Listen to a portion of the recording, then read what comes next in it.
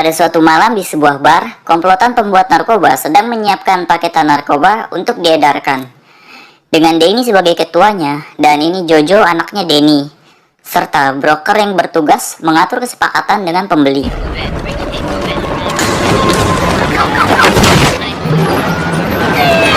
Tapi tiba-tiba, polisi datang mengepung tempat itu dan terjadi baku tembak. Denny dan Jojo kabur dengan menggunakan mobilnya. Dan ternyata broker adalah seorang petugas polisi yang sedang menyamar. Ia lalu mengejar Denny dan berhasil menangkapnya. Dia menembak kaki Jojo karena berusaha melawan. Jojo kemudian dihujani peluru oleh polisi di depan mata Denny karena dia tidak mau mengikuti perintah. Dan Denny sangat marah karena broker sudah menipunya dan membunuh anaknya. Broker kecewa dengan timnya karena malah menembaki Denny yang sudah menjatuhkan senjatanya. Ia lalu pergi dari tempat itu dan memutuskan keluar dari anggota kepolisian.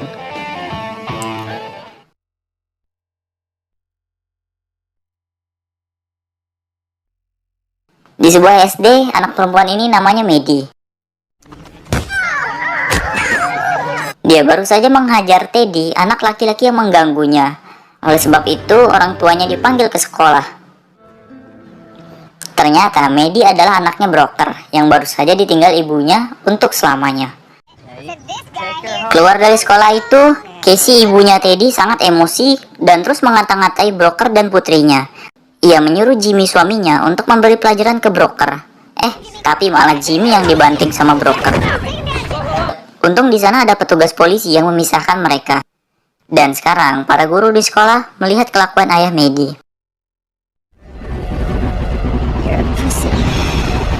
Di perjalanan pulang, Casey malah mengatakan Jimmy seorang pecundang karena kalah dari broker. Dan dia akan mengadukan masalah ini ke kakaknya.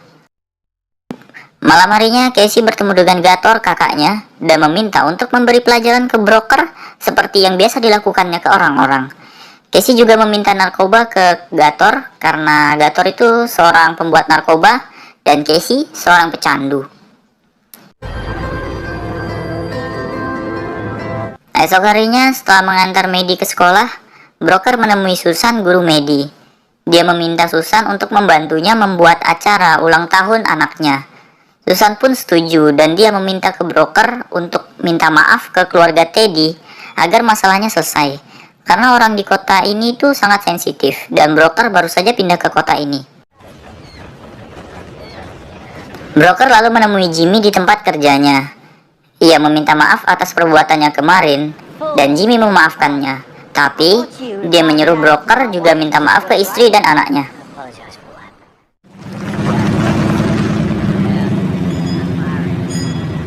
Dari sana broker berhenti di SPBU untuk isi bensin. Tapi anak buah Gator datang dan mengganggunya. Walaupun awalnya broker bisa tahan emosi, mengingat dia masih ada masalah di kota ini. Tapi akhirnya dia menghajar anak buah Gator yang terus mengganggunya sampai terkapar.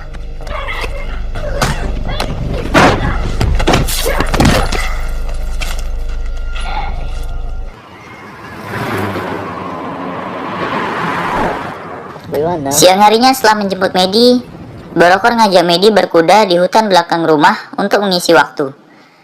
Tapi dari jauh Gator memantau mereka dan ketika sudah aman, dia membocorkan ban mobil broker lalu masuk ke rumah broker yang tidak dikunci. Gator lalu menelusuri isi rumah. Ia tak sengaja menemukan dokumen berisi data diri dan perjalanan karir broker dulu. Mendengar broker yang sudah kembali, dia pergi dari sana membawa dokumen, boneka, dan kucing hitam milik Medi. Di rumahnya, Gator kembali melihat dokumen milik broker. Dan dikatakan dalam dokumen itu kalau broker dulu dikenal sebagai Dalton, anak buah Denny Turi, yang ternyata seorang polisi yang menyamar dan telah membunuh Jojo, anak Denny Turi. Di tempat berbeda, Medi melapor ke broker kalau Luther kucingnya hilang. Akhirnya broker pergi berkeliling di sekitar rumah, tapi dia hanya menemukan ban mobilnya yang bocor dan boneka Medi yang kepalanya sudah putus. Esok harinya broker menemui Jimmy di tempat kerjanya. Dia yang baru saja minta maaf kemarin sudah menuduh Jimmy yang menyelinap ke rumahnya dan meminta Jimmy mengembalikan kucing hitam milik Maddie. Jimmy yang ketakutan hanya iya-iya saja. Di tempat berbeda, Gator bertemu dengan pacarnya Cheryl. Ia menceritakan dokumen temuannya ke Cheryl. Dan ternyata dia ingin memanfaatkan temuannya itu agar bisnis penjualan narkoba miliknya semakin luas. Ia menyuruh Cheryl menemui pengacara Danny untuk menyerahkan semua dokumen serta informasi mengenai broker. Karena Gator tahu kasus Danny dulu dan Danny sangat membenci broker. Lalu sebagai balasannya, Danny harus membantu menjual narkoba buatan Gator ke pasar yang lebih luas. Malam harinya setelah menerima dokumen dari Cheryl, Ward pengacara Danny besoknya menemui Danny di penjara. Dan Danny meminta Ward untuk membalaskan dendamnya ke broker. Take care of this for me. Di tempat berbeda, broker bertemu dengan Jesse saat akan mengantar anaknya ke sekolah. Maddie meminta Teddy untuk datang ke pesta ulang tahunnya. Teddy tampak senang dan menerima tawaran Maddie. Lalu mereka masuk ke sekolah sama-sama. So I heard something interesting. Dari sana, broker kembali bekerja sebagai tukang kayu. Dan temannya Tido bercerita bahwa warga sekitar sedang membicarakan broker karena masalahnya dengan Jimmy kemarin. Tapi broker menjawab, mereka sudah damai. Broker juga menceritakan ada orang yang menyelinap ke rumahnya dan dia menuduh Jimmy yang menyelinap. Tapi Tido membantah. Ia mengatakan Jimmy adalah pecundang, tidak mungkin berani berbuat macam-macam. Ia juga menceritakan untuk berhati-hati dengan kakaknya Jesse yang bernama Gator. Dia berkedok bengkel perahu pada dalam pembuat narkoba, dan Kate si polisi adalah temannya. Mereka bekerja sama. Aku tahu ini semua karena sering ngopi bareng sama warga sekitar, kata Tido.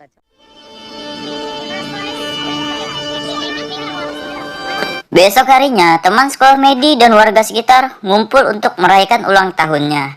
Semua orang tampak antusias sampai acaranya selesai.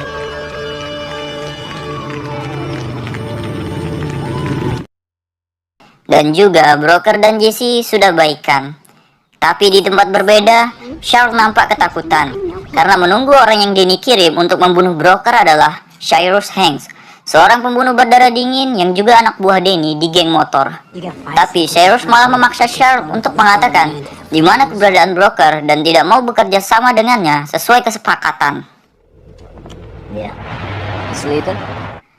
Malam harinya, Randy teman broker dulu di polisi mengirim informasi tentang Gator dan pacarnya Cheryl sesuai permintaan broker sebelumnya. Ia juga memperingati broker kalau Cheryl dulu anak buah Danny, tapi di kota yang berbeda. Tapi akhir-akhir ini Cheryl terlihat di kota broker. Besok harinya, broker ke warung kopi tempat Tido dan Gator sering sarapan. Dan dia mendatangi meja Gator untuk memberi sedikit peringatan kalau Gator mencari ribut pada orang yang salah dan jangan pernah melibatkan Maddie anaknya, kata broker. Tapi Gator hanya iya-iya saja, lalu broker pergi meninggalkannya.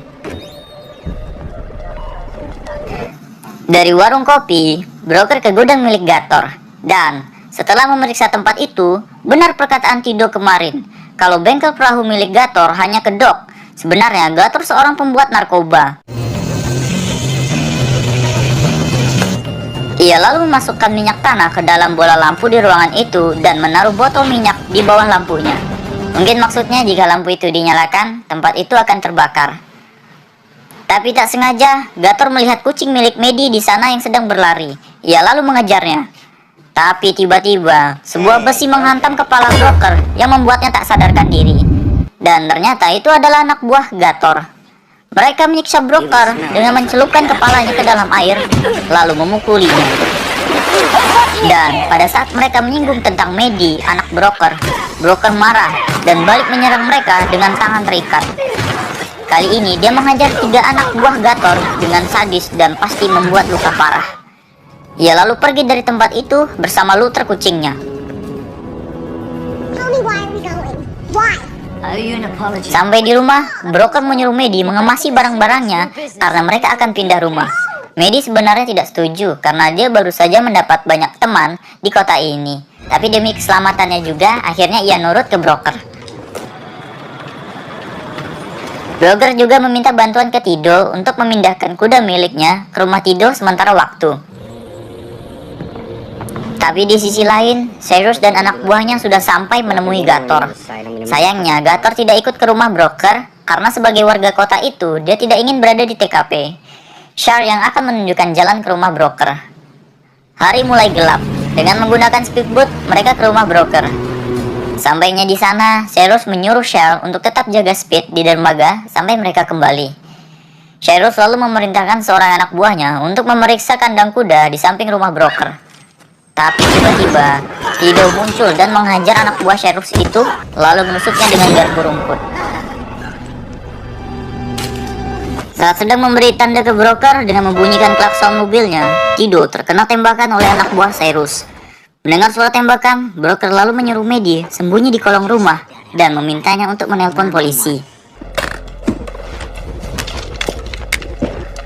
Dengan shotgun miliknya, broker menembak seorang anak buah Cyrus sampai terlempar.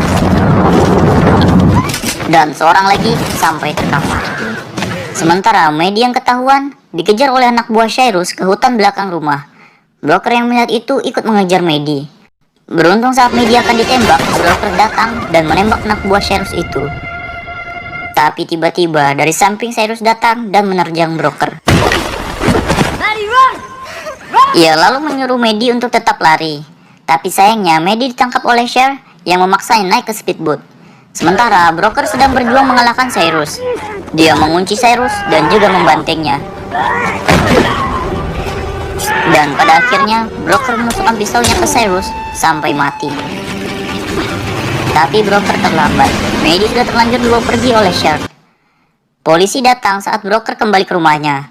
Lewat telepon polisi, broker menelpon Maddie. Maddie mengatakan dia dibawa ke sebuah gudang yang terdapat 2 kipas besar. Mendengar itu, broker teringat dengan gudang milik Gator. Ia langsung pergi ke sana. Di gudang, Gator sangat marah ke Cher karena malah membawa anak broker ke tempatnya. Dan Gator berniat menembak Maddie karena kalau tidak, Maddie akan mengatakan semuanya ke polisi nanti. Tapi tiba-tiba Jesse adik Gator datang karena mendengar suara tembakan di rumah broker. Ia mau memastikan apa Gator terlibat di sana. Gator lalu menyuruh Jesse pulang dan mengatakan ia tidak terlibat apa-apa. Tapi Jesse mendengar suara teriakan Maddie dari dalam gudang. Jesse yang kepo lalu melihat ke dalam dan saat dia menghidupkan lampunya mengeluarkan api dan menyambar minyak tanah di bawahnya. Ini semua memang karena tadi siang sudah diakali oleh broker. Melihat gudang yang berisi narkoba dan mesin pembuat narkoba miliknya terbakar, Gator menarik Maddie dari tangan Jesse. Tapi Jesse tidak mau melepaskannya. Tak terduga, Gator malah menembak perut Jesse, adiknya sendiri. Ia lalu membawa Maddie masuk ke mobil dan pergi dari sana. Broker yang berpapasan dengan mereka putar balik dan mengejar Gator. Gator terus kabur tanpa tujuan. Polisi yang melihat Gator ke arah jembatan memerintahkan operator untuk mengangkat jembatan agar Gator tidak bisa lewat. Tapi walaupun tipis, Gator masih bisa melewati jembatan itu. Sayang untuk broker. Mobilnya terbalik saat akan melewati jembatan yang mulai terangkat. Dengan pistolnya, ia mendatangi mobil broker yang terbalik. Maddie berusaha menghentikan Gator yang akan menembak ayahnya. Tapi tiba-tiba Gator yang lengah langsung dihajar oleh broker. Dengan 2 pukulan super saiyan, Gator rebah. Broker yang awalnya ingin menembak kepala Gator membatalkan niatnya karena Maddie ada di sana.